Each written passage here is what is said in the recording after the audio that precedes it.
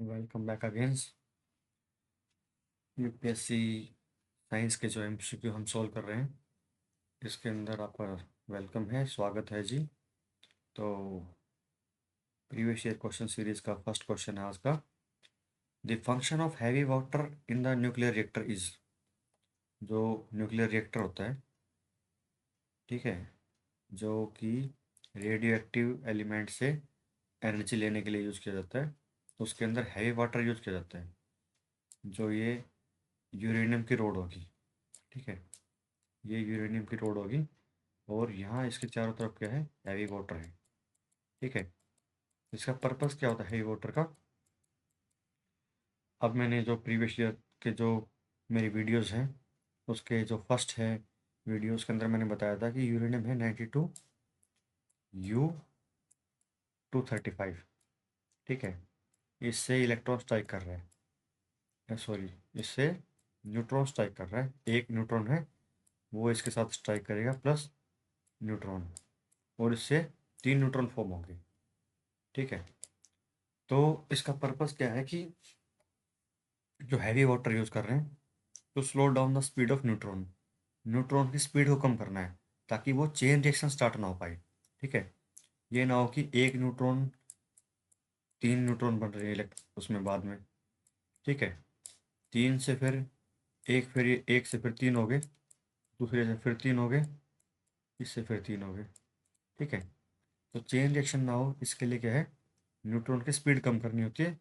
वो क्या किससे होती है, हैवी वाटर से, ठीक है। तो ए is right answer.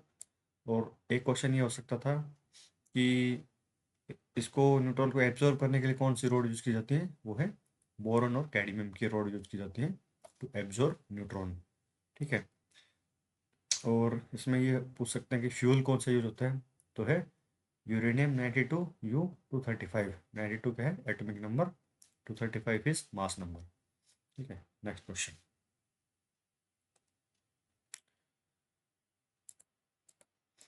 Which one of the following इसे मिक्स्ड फर्टिलाइजर, ठीक है। मिक्स फर्टिलाइजर कौन सा है? यूरिया है, आपको सबको पता है कि यूरिया सिर्फ नाइट्रोजन फुलफिल करता है, तो ये ऑप्शन रॉन्ग हो गया, ठीक है। CAN ऐसा कोई है नहीं, ऐसा कोई फर्टिलाइजर है नहीं जो मतलब नाइट्रोजन देगा, कुछ मैंने अभी सुना नहीं है और है भी नहीं ऐसा। ये है अमोनियम सल्फेट, ठीक है। अमोनियम सल्फेट में क्या है, अमोनिया मिला और सल्फेट मिला, ठीक है। तो जिस किसी भी सॉइल के लिए जो प्राइमरी न्यूट्रिएंट्स है ना, तो वो क्या है, NPK, ठीक है। NPK है प्राइमरी न्यूट्रिएंट्स, ये नहीं लिखा गया, KG। N nitrogen, P phosphorus, K potash, ठीक है। इनका रेशो होता है 4:2:1। NPK का रेशो होता है 4:1। किसी भी सॉइल के अंदर जो हम डालेंगे फर्टिलाइजर, तो नाइट्रोजन होगा 4%, सारी का 4 टाइम्स, फास्फोरस होगा 2 टाइम्स और पोटास होगा 1 टाइम्स, ठीक है। इस रेशो में ही डलता है। और यूपीएससी ने क्वेश्चन कई बार पूछा है कि प्रेजेंटली इंडिया में क्या है, ओवर यूज कर रहे हो, तो वो रेशो कई बार क्या हो जाता है, 8:4:2 का रेशो कर देते हैं हम, ठीक है। इतना ज़्यादा या 1 का रेशो कर देते हैं कि इतना ज़्यादा नाइट्रोजन यूज कर रहे हैं हम, इसलिए गवर्नमेंट ने सब्सिडी को थोड़ा सा कट कट किया है और नैनो यूरिया को इंट्रोड्यूस करवाया है इन सब के लिए ना। तो राइट आंसर है D option, NPK, nitrogen phosphorus potash, ठीक है। ये क्या है, माइक्रो न्यूट्रिएंट्स है, और माइक्रो न्यूट्रिएंट्स में ये प्राइमरी न्यूट्रिएंट्स होते हैं, नाइट्रोजन फॉस्फोरस और पोटास। नेक्स्ट क्वेश्चन है जी। The chemical used as fixer in photography, जो फोटोग्राफी है उसके अंदर फिक्सर कौन सा यूज़ किया जाता है? बोरेक्स, बोरेक्स जी यूज़ होता है ग्लास वगैरह में, जो हम जो पानी पीने के गिलास वगैरह होते हैं उसके अंदर बोरेक्स यूज़ किया जाता है। तो और सोडियम सल्फेट भी यूज़ नहीं किया जाता है, सोडियम थायोसल्फेट यूज़ किया जाता है। वो फिक्सर होता है क्योंकि वो जो नेगेटिव फिल्म होती है ना, ब्लैक कलर की नेगेटिव जो फिल्म होती है, नेगेटिव, उसके उसके उससे सिल्वर रिमूव कर देता है वो, AG है ना, तो सिल्वर इसको क्या कर देता है, AG को रिमूव कर देता है। तो जी इसको सोडियम थाइसल्फेट को फिक्सर क्या यूज किया जाता है। इसने क्या फिक्स कर दिया, सिल्वर रिमूव करके उस फिल्म को फिक्स कर दिया बिल्कुल। ठीक है, तो B option is right. Next है, which one of the following element is alloyed with iron. Iron के साथ कौन सा मेटल मिक्स किया गया है, एलॉय किया गया है टू प्रोड्यूस स्टील। ठीक है, अब स्टील कैसे बनता है जी, Fe आयरन है, उसके साथ चारकोल या कार्बन ऐड किया जाता है, तब जाके वो स्टील में कन्वर्ट होता है। ठीक है, स्टील बन गया उससे। अभी ये स्टील क्या है, स्टील तो बन गया, अब इसको क्या बनाना, stainless steel. To produce steel which can resist high temperature. अब ऐसा क्या ऐड करें कि वो हाई टेम्परेचर को रजिस्ट करे, and also have high hardness, उसकी हार्डनेस इंक्रीज कर जाए। ठीक है, और एब्रेशन रेजिस्टेंस इंक्रीज हो जाए। एब्रेशन रेजिस्टेंस क्या है कि आप उस पर कुछ भी कटिंग ना कर पाओ, इसलिए आप उस पर कोई, मतलब आप टूल उसमें किसी ने लगाया तो टूल ही ब्लंट हो जाए, लेकिन उसके अंदर कोई कटिंग वगैरह ना हो, तो उसके लिए आप उसमें क्या ऐड करोगे, उसके अंदर आप ऐड करोगे क्रोमियम ऐड करोगे। एल्यूमिनियम ऐड करने से कोई चीज़ सॉफ्ट होती है, क्योंकि एल्यूमिनियम सॉफ्ट मेटल है। ठीक है, और चीज़ें ये भी ऐड होती है, टंगस्टन और निकल भी ऐड होता है, लेकिन जो क्रोमियम है उसकी परसेंटेज मैक्सिमम होती है, इसलिए स्टेनलेस स्टील वगैरह बनाने के लिए, या ये जो हाई टेम्परेचर रेजिस्ट करने के लिए और हाई हार्डनेस इंक्रीज करने के लिए क्रोमियम को ऐड किया जाता है। ठीक है जी, next question, which one of the following is not an essential micronutrients. अब इनमें से इसेंशियल माइक्रोन्यूट्रिएंट्स कौन सा नहीं है। तो सबसे इंपॉर्टेंट जो मैंने बताए थे वो तो क्या थे, एन, पी और के, नाइट्रोजन, फास्फोरस और पोटास। ठीक है, ये तीन थे। ये तो क्या है, इनके बिना तो सोइल का काम नहीं चलेगा, नाइट्रोजन, फास्फोरस और पोटास। अब जो माइक्रो लेवल पे हैं, माइक्रो लेवल पे कौन कौन सी होते हैं, बोरोन है, जिंक है, कॉपर है, मैग्नीज है और आयरन है। ये क्या है, माइक्रो पे। सोडियम की रिक्वायरमेंट सोइल को होती नहीं है इतनी ना, इसलिए क्या है, ये इसेंशियल माइक्रोन्यूट्रिएंट्स नहीं है। तो राइट आंसर क्या है, सी, सोडियम। ये क्वेश्चन बहुत रिपीटेड क्वेश्चन होता है कि सोइल के अंदर सबसे ज़्यादा रिक्वायरमेंट किस न्यूट्रिएंट की होती है, और माइक्रोन्यूट्रिएंट्स कौन से होते हैं जिनके बिना मतलब काम नहीं चलता। ठीक है, नेक्स्ट क्वेश्चन है जी, the most reactive among the halogen. अब हेलोजन क्या होते हैं, जो पीरियोडिक टेबल होते हैं हमारी, ठीक है, उसके अंदर 7 पीरियड होते हैं ऐसे, 7 पीरियड। ठीक है, और 18 कॉलम होते हैं ऐसे, 18 कॉलम होते हैं।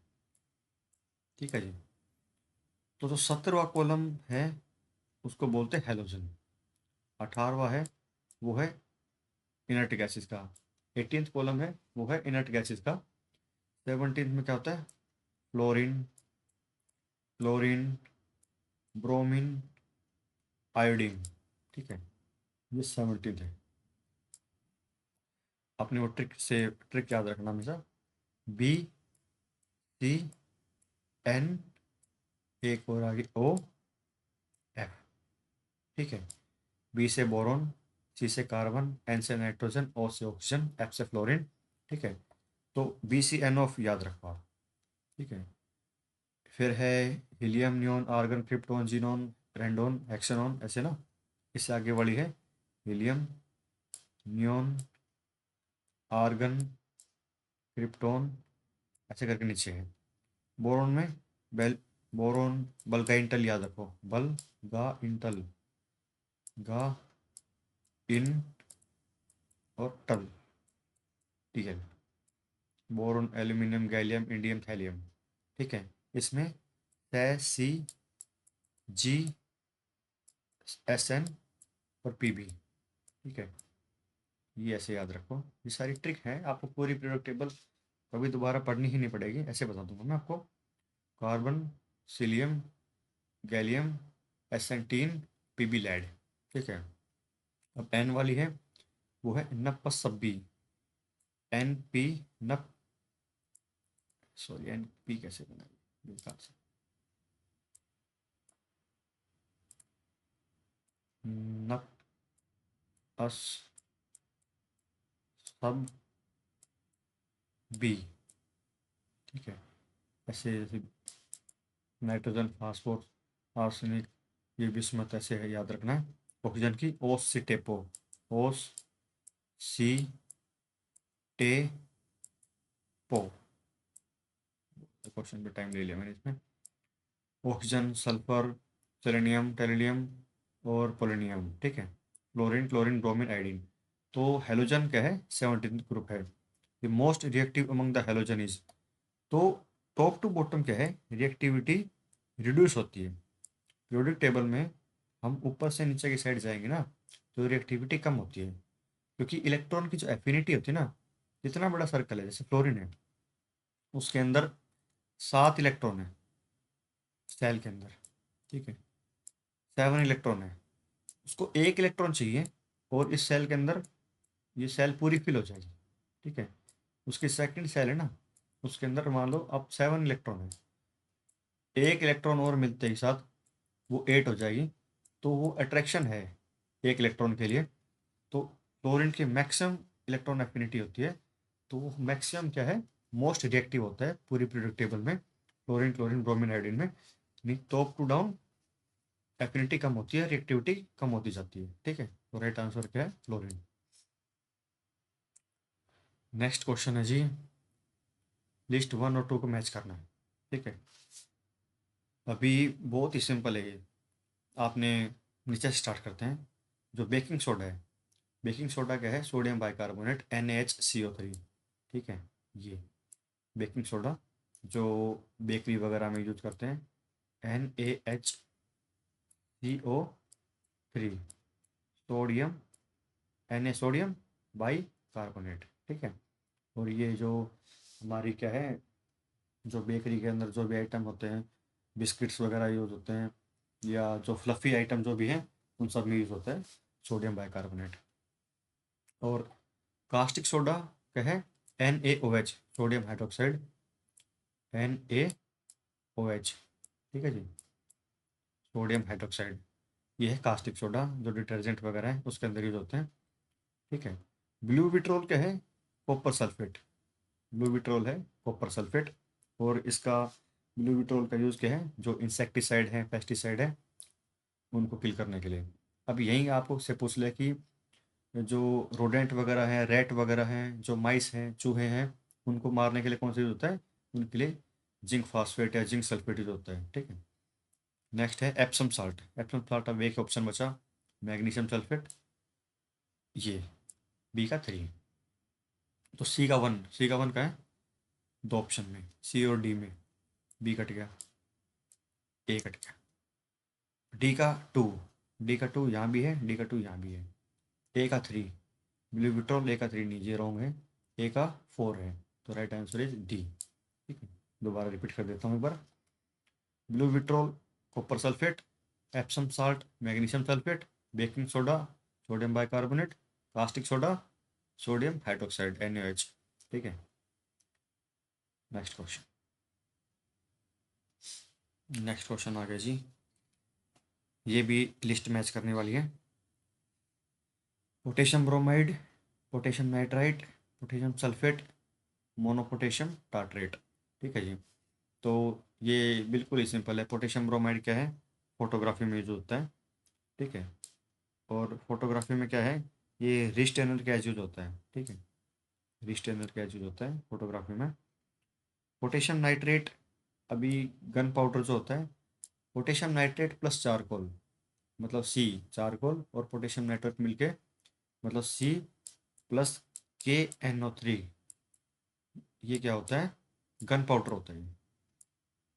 मतलब कि जो पिस्टल वगैरह हैं, या जो भी मतलब बारूद वगैरह है, उसका मिक्सचर है ये।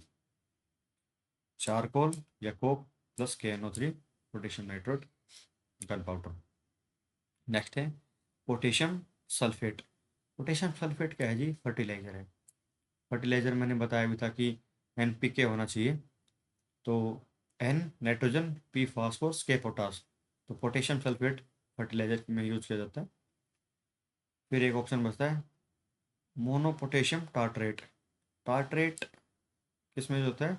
बेकरी के अंदर यूज होता है, बेकिंग सोडा बनाने के लिए। पोटेशियम टार्टरेट क्या रिलीज करता है? कार्बन डाइऑक्साइड गैस रिलीज करता है। ठीक है, तो आपने जो ब्रेड वगैरह देखी होंगी, वो क्या है, उसके अंदर होल्स वगैरह होते हैं। वो क्या है कि कार्बन डाइऑक्साइड वहाँ से रिलीज हुई है, और वो उसी से वो फ्लफ़ी बनती है। हमें मतलब आपने जो ब्रेड वगैरह देखी वो फ्लफ़ी होती है, इस वजह से होती है कि कार्बन डाइऑक्साइड गैस उसमें से रिलीज हुई और उसको फ्लफ़ी बना दिया। ठीक है जी। तो ऑप्शन देख लेते हैं। ए का दो, ए का दो, दो जगह पे, ई कट गए, सी और डी कट गए। बी का चार, राइट आंसर इज ए। सी का एक हो गया, डी का तीन हो गया। ठीक है जी। नेक्स्ट क्वेश्चन है, consider the following statements. Coke is one of the material of the charge added to the blast furnace for the production of steel. Its function, जो ब्लास्ट फर्नेस होती है, आपने मतलब इंजीनियरिंग तो अभी आप उस लेवल पे गए नहीं होगे, या किसी ने कर रखी होगी, तो उसमें क्या है, ब्लास्ट फर्नेस होती है आयरन से और आयरन ऑक्साइड से स्टील बनाने के लिए ब्लास्ट फर्नेस यूज की जाती है। ठीक है, अब आयरन प्लस कार्बन, कार्बन किस फॉर्म में होता है? कोक की फॉर्म में होता है। ठीक है,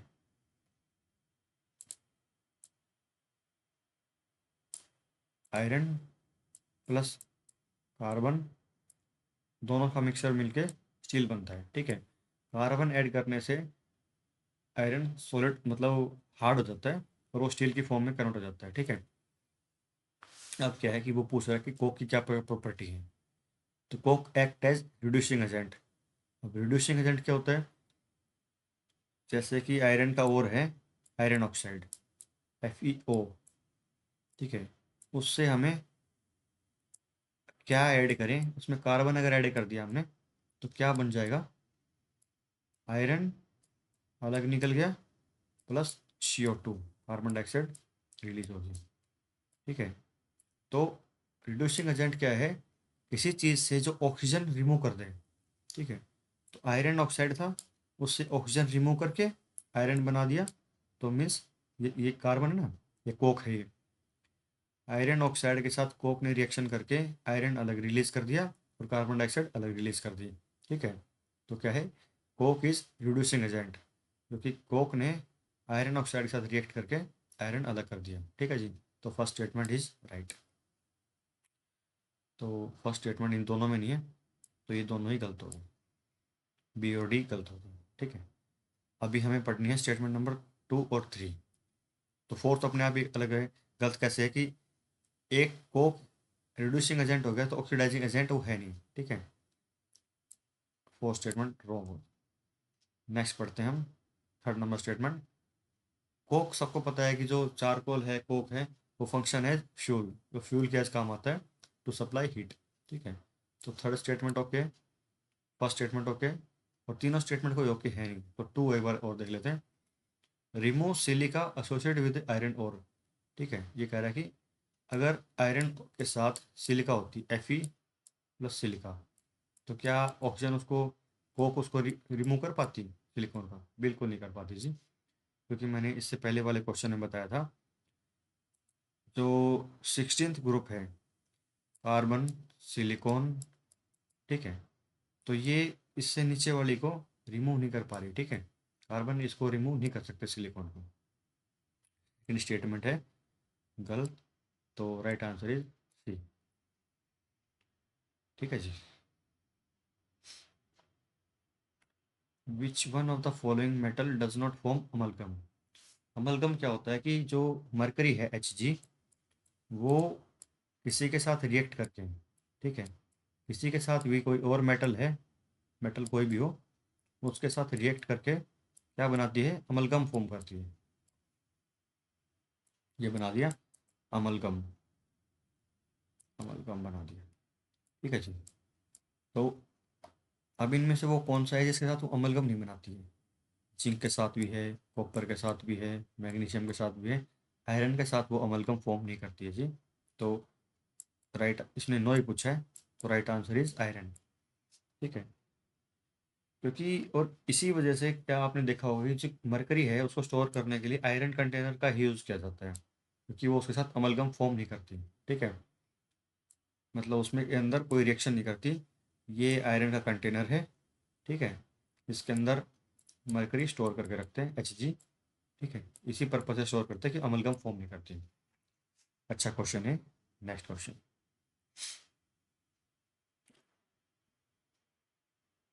ये बहुत ही बेसिक क्वेश्चन पूछ लिया उन्होंने, एनसीईआरटी से क्वेश्चन है। असर्शन क्या है कि sodium metal is stored under kerosene. जो सोडियम मेटल है, सोडियम मेटल कौन से ग्रुप में है जी? लिथियम वाले ग्रुप में। लीना, रब, CS और Fr। ठीक है, लिथियम सोडियम पोटेशियम इस ग्रुप के अंदर आती है। तो फर्स्ट ग्रुप है और सेकंड ग्रुप है, उसको क्या बोलते हैं? अल्कली मेटल, अल्कली और अल्कलाइन मेटल। ठीक है, तो अल्कलाइन मेटल के अंदर आती है सोडियम। ये इतनी रिएक्टिव होती है कि इसको कैरोसिन के अंदर स्टोर करके रखना पड़ता है, कैरोसिन के अंदर स्टोर करते हैं। रीजन क्या है इसका? Metallic sodium melt when expose to air. ठीक है, क्या क्या ये एयर के साथ रिएक्ट करके, और ये मेटेलिक सोडियम मेल्ट नहीं है, वो क्या है? Melt metallic sodium melt when expose to air नहीं, ब्लास्ट हो जाता है। ये इतनी रिएक्टिव है कि ब्लास्ट कर देती है। तो जी ए इज ट्रू एंड आर इसे करेक्ट एक्सप्लेनेशन भी ले सकते हैं। ठीक है, तो जी स्टेटमेंट इसकी सी इसकी राइट स्टेटमेंट है कि आर इज फॉल्स, क्योंकि ये एक्सपोज करने से ना मेल्ट नहीं होती, ब्लास्ट करती है। ठीक है, तो right statement is C. Next, to dilute sulphuric acid, acid is added to water and not water to acid. अब ये आप समझिए बहुत अच्छे तरीके से। अब कैसे आपने लेबोरेटरी में एक्सपेरिमेंट किए होंगे, केमिस्ट्री की लेबोरेटरी में। ये कंटेनर है, इसके अंदर एसिड है। ठीक है, ये एसिड है कंटेनर के अंदर। ठीक है, एसिड, ACID। ठीक है, इसके अंदर अगर आप वाटर डाल रहे हो, वाटर की पोरिंग कर रहे हो, आपने इसके अंदर वाटर डाला, तो जी क्या हो रहा है? वाटर की ड्रॉप इसके अंदर गिरेगी तो ब्लास्ट कर जाती है।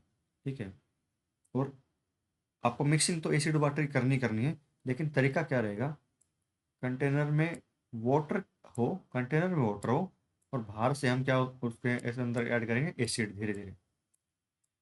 इसका रीज़न क्या है? देखो, क्योंकि जो वाटर है उसकी स्पेसिफिक हीट कैपेसिटी बहुत ज़्यादा होती है।